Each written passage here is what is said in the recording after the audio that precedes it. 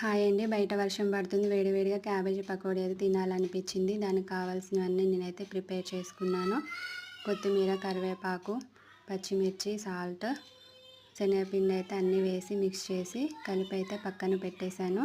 ఇంకా గ్యాస్ మీద ఆయిల్ కూడా పెట్టేశాను. ఆయిల్ అయితే వేడవుతుంది.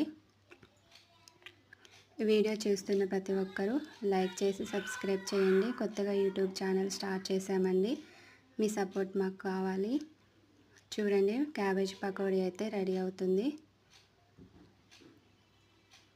చాలా బాగుంటుందండి. మీరు కూడా ఒకసారి ట్రై చేయండి.